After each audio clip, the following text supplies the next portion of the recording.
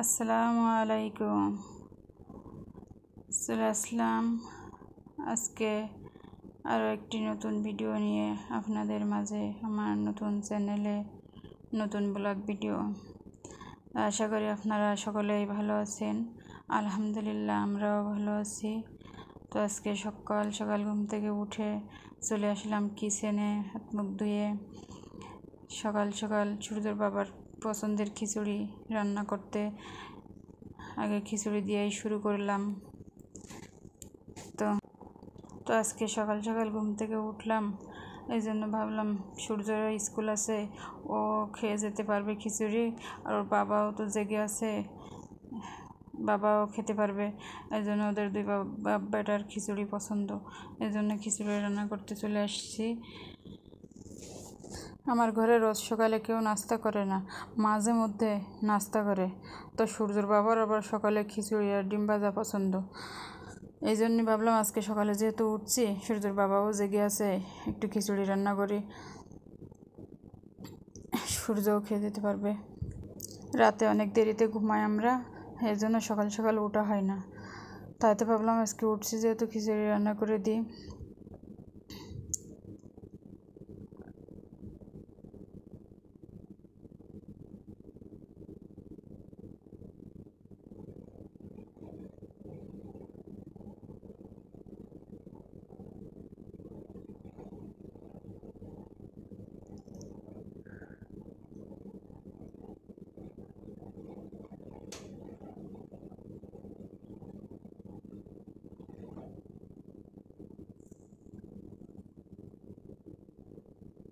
খিচুড়িটা বসানো শেষ, আমি চলে আসছি ঘরটা ঝাড়ু দিতে। তো সকাল সকাল তো ঘরটাই ঝাড়ু দিতে হয়, বাসি ঘর না ঝাড়ু দিলে হয় না। এই জন্য আগেই খিচুড়ি বসাই দিয়েছি, কারণ সূর্যর বাবা আবার ঘুমাবে, তো এই জন্য আগে খিচুড়ি বসাই দিয়ে তারপরে আসছি। ওরা রাতে কাজ করে, বাবা চাচা রাতে ঘুমায় না, সকালে ঘুমায়, এই জন্য আগেই খিচুড়ি বসাই দিয়েছি কিচেনে। যে দেখতে ঝাড়ু দেওয়া শেষ, খিচুড়ি প্রায় হয়েও আসছে। এখন আমি খিচুড়িটা হয়ে আসছে, টেবিল পরিষ্কার করে গ্লাস বাটি নিয়েই ধুতে চলে আসছি। রাতে আমি খাওয়ার পরে প্লেট বাসন ধুয়েই রাখি, কিচেন পরিষ্কার করে রাখি। সকালে জগ গ্লাস এইগুলো ধুয়ে নিই, এইগুলো তো আর রাতে ধুয়ে রাখলে হয় না, সকালে পানি খেতে হয়।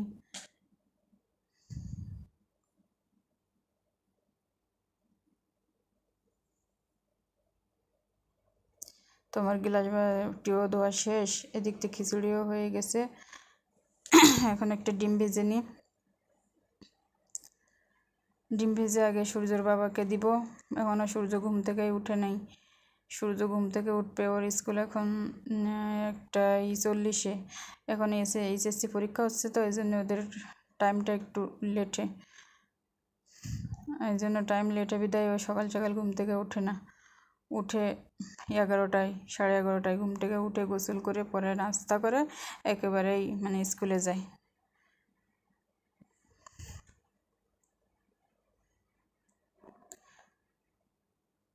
তো আমি সূর্যর বাবার খাবার দিয়ে আসছি। সূর্যের চাচু বাড়ি গেছিলো, গ্রামের বাড়ি থেকে এই ফলগুলো আনছে, এটাকে বলে আঁশফল। ফলগুলো ঢেলে রাখলাম। এখন আমি চলে আসছি আমার পাখির খাবার দিতে। পাখিগুলো দেখতে অনেক ভালোই লাগে।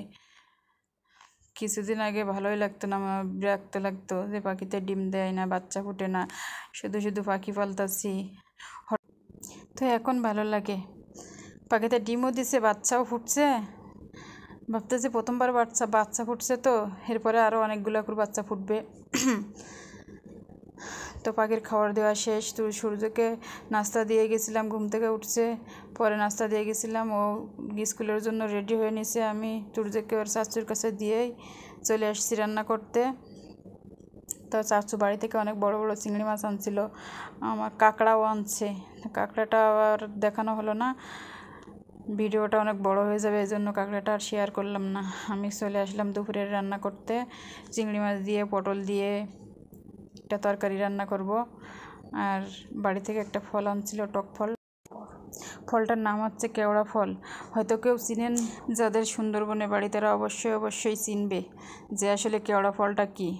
টক খেতে আমার খুব ভালো লাগে, এই জন্য এই সময় কেওড়া ওঠে, ওড়া ওঠে। তো এইগুলো যে যখন বাড়ি যায় আমার জন্য এই ফলটাই, টক ফল নিয়ে আসে।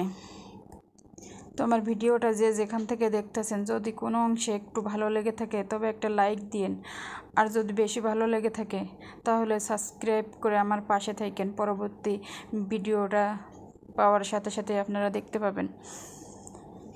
আর আমার কথার কোনো অংশে যদি একটু ভুল হয়ে থাকে তাহলে ক্ষমার দৃষ্টিতে দেখেন। তো আমার দুপুরে রান্না করাই শেষ, কথা বলতে বলতে রান্না করা শেষ হয়ে গেল। এখন আমি চলে আসলাম কিচেন পরিষ্কার করার জন্য। কিচেনে রান্নার পরে তো অনেকগুলো থালা বাসন জমে আছে, এইগুলা ধুয়ে পরিষ্কার করে পরে আমি সব সময় দুপুরে রান্নার পরে যাই ঘর মুছে, নইলে রান্নার আগে ঘর মুছলে তরকারি কাটাকুটি করা হয়, তেল ময়লা পুরা ঘরে ছড়াই যায়। এই জন্য আমি প্রতিদিন আগে রান্নাটা সেরে পরে ঘর মুছি। তো আমার রান্না শেষ হয়ে গেলে আমি তরকারি ভাত সব টেবিলে দিয়ে রেখে, আমাদের ঘরে সবাই তো একসঙ্গে খায় না, আর এক একজন করে খাইতে দিতে প্যারা লাগে। এই জন্য সব টেবিলের পরে গুছিয়ে রেখে দিই, যার যখন মনে চায় সে তখন নিয়েই খায়, এক এক করে খাই। তো এই জন্য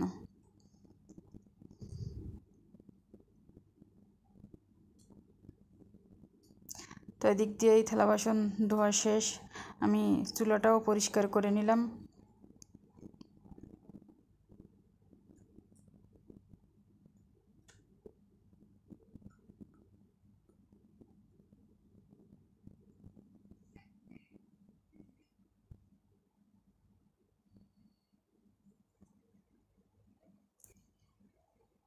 তো অনেক সময় পার করে দুপুরে খাবার খেয়ে ঘুরে ফিরে সন্ধ্যা হয়ে গেছে, এখন সূর্য পড়তে বসছে, ওর নাস্তা লাগবে, আমার নাস্তা দিতে দেরি হয়েছে, এই জন্যে ও আগে বই নিয়ে বসছিল, পরে নাস্তা দিচ্ছি, বই এক সাইডে রেখে আগে খেয়ে নিচ্ছে। আর আমি এদিক দিয়ে বাড়ি থেকে মধু আনছে, এই মধুটা সুন্দরবনের মধু, অরিজিনাল মধুটা সংরক্ষণ করে রাখার জন্য এই যে বোতল পরিষ্কার করতেছি, সূর্য দিক দিয়ে নাস্তা করতেছে।